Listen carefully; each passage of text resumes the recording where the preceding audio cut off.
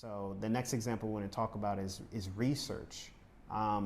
Read, travel books. I think we have it listed down below on this page, but like The Nomad Capitalist, like that's good. A really helpful YouTuber who is going all over the world. You can check out his book. I believe it's on our website. It's within our travel kit. Yep.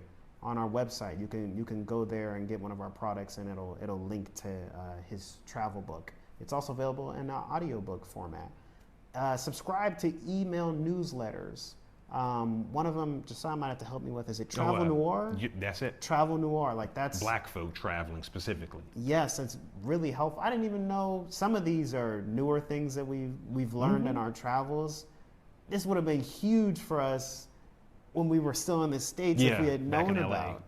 Nomad Capitalist has an email Yep, newsletter. I'm on that newsletter. We have an email newsletter. You can subscribe to us. There are many different things that you can put into your research and your daily time to shift your focus to what you need and the research that you'll do to help your move. Talking to those expats, getting in those groups to help you really change your environment. So yeah, our next thing. Excellent. You want to cover, Josiah? Absolutely. Yes, as we bring this one to a close, budgeting, but great job, Daniel. We really wanted to overemphasize the mindset thing. I think our parents in previous modules said that. We're starting to get into more of the practical, actionable tips, but if you're not right up here with warding off distractions, getting a good head start on the type of research to do to ward off fearful things, budgeting and all of that, visas won't matter if you're not up in here ready to go. And so things that we did, again, and things that you can do, because this is a big undertaking. Cancel subscriptions that you don't need. You can always get them again later, depending on where you go. For example, Amazon Prime, Netflix. Those are good ones right there. Kind of hefty media-related monthly subscriptions. It helps you focus. We weren't eating out. We kind of mentioned that, but again, that's a major thing in America. It's a major thing everywhere. But you got food everywhere in America. If you cut those things out, you can write that down in your research of what's your diet gonna be like when you move abroad. Are you looking for a place that's similar to America where it's a McDonald's on every corner, or it's, for lack of a better term, you can enjoy food, immigration food or things like that. Whereas in America, you've got Chinese, Jamaican, everything. Depending on where you're going, it might be more focused menu and diet. So you cutting out, eating out a lot and making your meals at home, you can also include that in your research to help you determine where do you want to go? How are you going to start eating? No pricey vacations. Like Daniel said, this is a big undertaking. Living abroad is not vacation. So now's not the time really to be going, to Catalina Island. We were in LA. So to Catalina Island or to Six Flags and stuff. It's time for you to focus. We're going from healthy mindset, using that to fuel the actionable steps, and budgeting is one of the most important. No holiday spending. We did not do that. We'd encourage you guys to not do that or to reevaluate your holiday spending. It helped us save money, recapping us getting out of debt and things like that, because all money needed to go toward, did we need to update our passport? How much was the visa? Were we gonna ship things or not? We did not. We don't encourage you to do that either, but if you do sound research. But this all flows into budget and where your money is going, because this is one of the most important things you're going to do with your money, funding your new life and new chapter abroad. I just want to say real quick, back to that no holiday spending, take your time with it. It might be tough for you stepping away from that. I mean, the advertisements are everywhere. You walk into Macy's, the music's playing, it's still November. Mariah Carey. It is bam, bam, wham in your face. Your friends might be asking you, your family members might be asking you, but they might not be going where you're going. They might not have the goals that you have. So this is where all the things we talked about separates you from what you need to do. There's a Bible verse, I don't know, it might be slipping my mind. You search it on Google if you have to, about separating yourself Yeah. and being on purpose. So that way it's not as difficult where it's like, okay, I'm not gonna do this holiday spending and I'm gonna save money. This thing that's rooted in spending money so you can achieve the goals that you wanna achieve. So take your time, don't give yourself, too much of a hard time with that. Be aware of how daunting and how big of it is in your face on a day-to-day basis. Very good. So that's this module on your focus goal, research, and budgeting. We hope you go to the next part, the homework slide, which will help support you in what you need to do. This was some of our story, and some of this you can use as an example as you get ready to move abroad. So get ready to jump into the homework, and we'll see you in the next module. We started many of these things before California. And so Yeah. people, and when I say before California, I'm talking before 2019. It's Gotcha. 2024, basically 2025 right now in black Yeah. math. It's December. Right. So we started this stuff before 2019, stopping holidays. And that can be difficult. Music is powerful. You walking in the mall, you hear that holiday music, all of a sudden you start thinking of what you gonna spend, who you gonna do. It's, this could be challenging for some people. Everybody watching this might not be going for a particular reason or coming back to the continent, or maybe they're still doing holiday stuff. I don't know. That's their business. But cutting away from it it helped us. And it's like, what is it? Things we've talked about where it's like you kind of have to step back and see where the person is, because we're so far removed from it. Yeah. And everyone's at a different level. I see what you're saying. Yeah. That was good. All right, y'all. Covering 3 easy steps to moving abroad. This is our story and the things that we did. Mm-hmm. So we use the envelope system, which is cash-based purchases. So no credit cards, no checks or anything like that.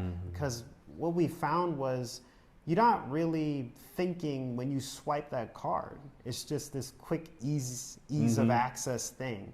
And you might find yourself doing it 3 times, 7 times in the day, versus if you're taking out that cash, you're counting it, you can feel it, it's more real.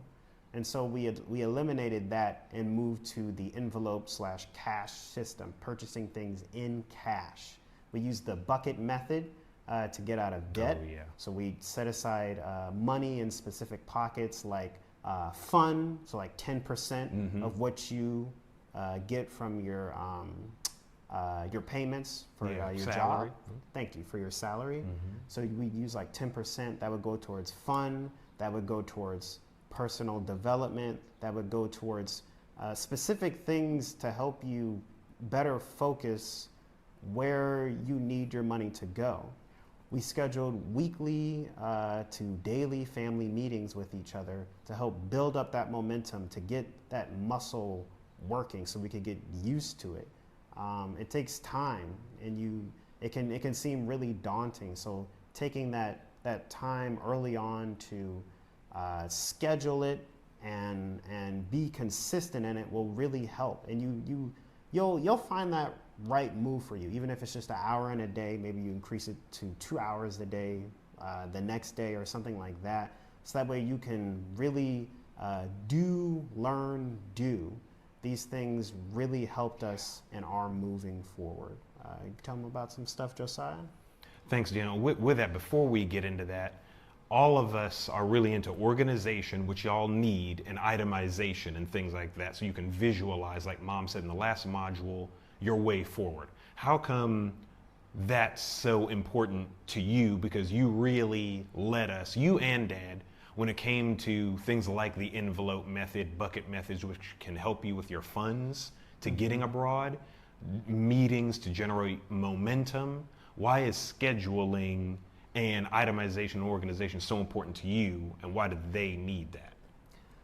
For me, I think it's that it takes away the hard work, at least in my mind. Like, I don't have to remember. I don't have to keep it in my head all day or whatever. Like it's ease of access. You know, mom and dad talked about the Google Docs and the last module or whatever order you're watching this in. And so it's like, here's something I can easily get to, and I can go about what I need to go about. Here's a list of like a guide to help me in my spending so I can hit my goals like one after another. And so it really provides me like peace in a way. Yeah. So I don't have to, That's good. it doesn't feel like everything's really on me. Like, yeah, I'm writing it out, but like we were a team, like we said, we were a family. Exactly. And it just helps the energy, the flow. Like we can do a lot more with that, like taken care of. Like I don't have to, it doesn't have to reside in my mind. So, and like we delegated a lot, and I could be getting ahead of myself, but there's also things like when you're talking to expats who have lived abroad, in a sense, you're doing the same thing with the organization and getting help or delegation, or even with, we didn't do this, but we welcome you guys to do it.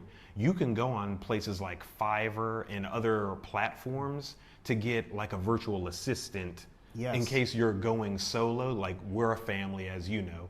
You might be going solo, maybe with one other person, and maybe you still need some help. Again, I might be getting a little ahead of myself, so you can take that as a bonus. But that can all flow into what you're saying of, you can visualize the goal, because this is one huge project, living abroad. Yeah, I really want to emphasize what Josiah's talking about in terms of that virtual assistant. Like, think about when you're trying to get in shape. Some people have a workout buddy, or they get like a coach or whoever to help them. This is a huge move, moving abroad, especially if you're moving out of the Western world. It's going to take time. It's not a little thing. It's a big thing. It's a life-changing thing. So you want to take advantage of all that you can. You want to leverage Right. all that you can. That's an important word to us. Yeah. Good. Okay. And so thanks, DB. So with that, there's things, again, we've talked about it over and over. YouTube research and talks with expat friends really helped us. We're still in our part of our story. So we talked about some YouTubers earlier, my parents did. And so we welcome you guys to do that. We did it because these people were traveling. We were interested in Africa. Again, what we're sharing with you guys, the strategies and mindset things can work wherever you're going, but we hope it especially helps you if you're coming somewhere here in Africa. And so the people we followed, some of them we listed were like Journey With Us, Unapologetic Nomads, Go Black to Africa, and others. They either vacationed in Africa or lived permanently, or at least for a length of time, maybe a couple years, in some African country, and they showed us boots on the ground, day-to-day lives of like, some showed us like going to the dentist, going to the market. If they were doing homeschooling or world schooling, they might do something funny like comparing, Nigerian jollof rice to Ghanaian jollof rice.